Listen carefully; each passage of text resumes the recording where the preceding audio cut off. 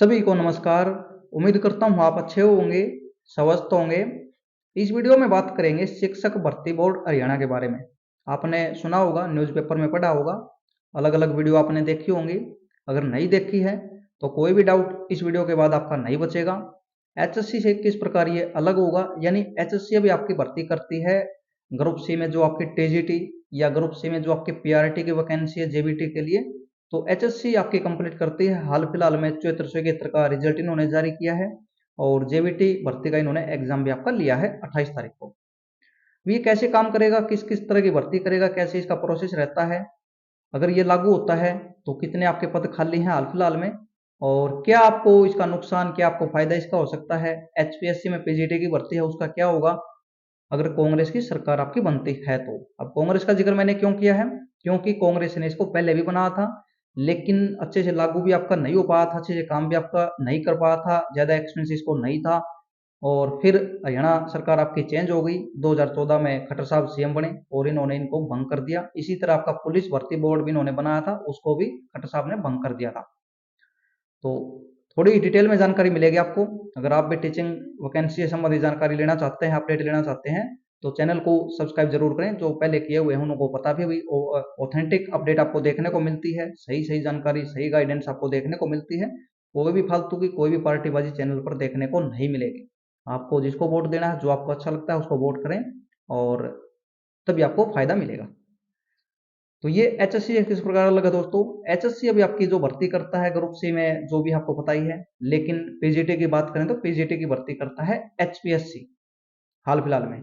लेकिन जैसे ही कांग्रेस की सरकार बनती है और शिक्षक भर्ती बोर्ड बना दिया जाता है, लागू आपका हो जाता है, काम करने आपका लग जाता है, फिर ये भर्ती सभी आपकी टीजीटी पीजीटी पीआरटी तीनों लेवल की आपकी आएंगी शिक्षक भर्ती बोर्ड में। इसका फायदा क्या होगा, अगर दोस्तों फेयर तरीके से भर्ती आपकी होते हैं, भाई कोई भी भाई भतीजावाद, कोई भी क्षेत्रवाद, कोई भी सिफारिश आपकी नहीं चलती है, अच्छे से एग्जाम लेते हैं, अच्छे से पेपर वगैरह लेकर, और जो भी आपके नियम रेगुलेशन आपके बनते हैं उनको फॉलो करते हुए भर्ती पूरी होती है, तो इस बोर्ड का फायदा आपका 100% होगा जो भी टीचिंग की तैयारी कर रहे हैं उनके लिए।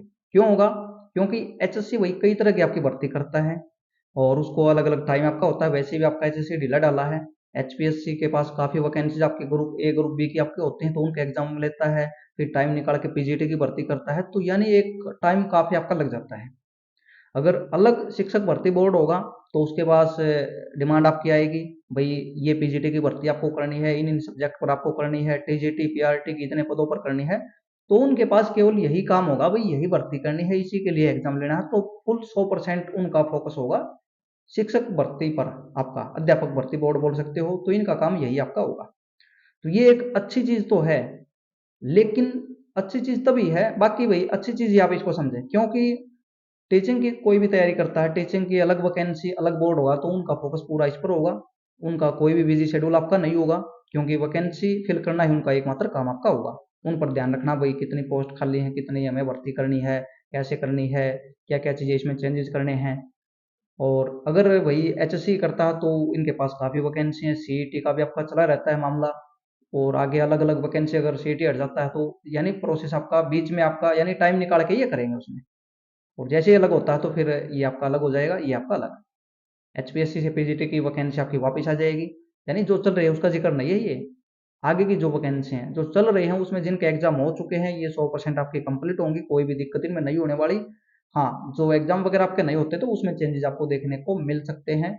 आप 1% चांसेस उसमें मान के चलें, बाकी 90% वैकेंसी आपकी उसी नोटिफिकेशन के अकॉर्डिंग ही आपकी होगी एचपीएससी के द्वारा। वही आपका प्रोसेस, वही चीजें आपकी रहने वाली।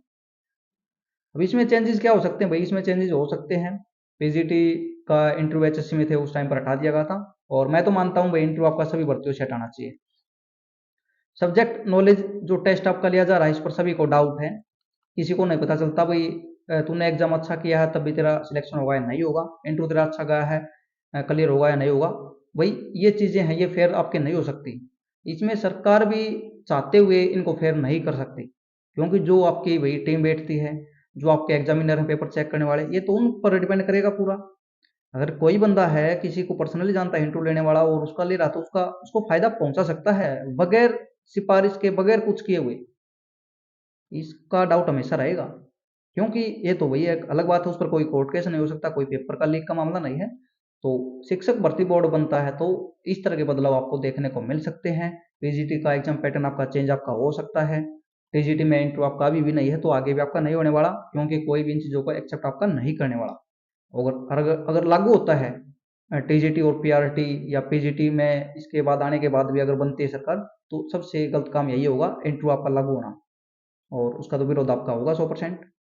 और पीजीटी में सभी की डिमांड अभी एक ही पेपर होना चाहिए और इंटरव्यू वगैरह ये खत्म आपका होना चाहिए, क्योंकि एस्टेट पहले ही आपका हो चुका होता है। ऐसा तो है नहीं हरियाणा में भाई बगैर एस्टेट के पीजीटी की भर्ती होती हो, तो एक एग्जाम तो आपका पहले हो चुका है। दूसरा आप स्क्रीनिंग टेस्ट ले सकते हो, जितनी आपकी वैकेंसी है उनके अकॉर्डिंग बच्चे आएंगे और सभी मौका मिलेगा सभी को। अच्छे से आप पेपर बनाओ, जो अच्छा स्कोर करेगा उनका सिलेक्शन होना चाहिए। तो इसके बारे में आपकी क्या राय है? मेरे अकॉर्डिंग दोस्तों एक ही एग्जाम होना चाहिए, इंटरव्यू वगैरह आपका नहीं होना चाहिए, क्योंकि एस्टेट पहले ही दे चुके हैं। ऐसा नहीं है भाई एस्टेट लो लेवल का एग्जाम है, क्वालीफाई एग्जाम भले ही है लेकिन फिल्टर पड़ता है भाई सभी के। तो इसका फायदा दोस्तों बोर्ड का 100% इसका फायदा है। अगर भर्ती फेयर तरीके से नहीं होंगी तो एचएससी में भी नहीं होंगी। अगर सरकार ही आपकी ऐसी भई आती है जो करती है इस तरह के काम, गलत काम करेगी, तो उसका लॉस तो वहां पर है भर्ती है तब भी होगा, और एचपीएससी में तब भी होगा। तो इसका फायदा यही है, अलग होता है तो भर्ती आपकी जल्दी कंप्लीट होंगी। पूरा फोकस इनका टीचिंग की वैकेंसी पर रहेगा। पदों की बात करें, अभी आपके 26,000 के आसपास वैकेंसीज आपकी खाली पड़ी हैं टीचिंग की हरियाणा में, सरकार का जो डेटा था उसके अकॉर्डिंग। कैसे हैं? पहले इन्होंने भाई 38,000 बताया था विधानसभा के पटल पे, फिर 35,000 बता दिया। आप 35,000 भी मानोगे तो उसमें से आप भाई 7471 में से 5800 के आसपास ही सिलेक्शन हुआ है, यानी कैंडिडेट का। तो उनको आप माइनस करो तो देखो आप कितनी है। अगर माइनस करते हैं तब भी आपके 30,000 के आसपास हैं, और भैया इन्होंने जो डेटा दिया था लास्ट में 26,000 के आसपास इन्होंने उसको बताया था।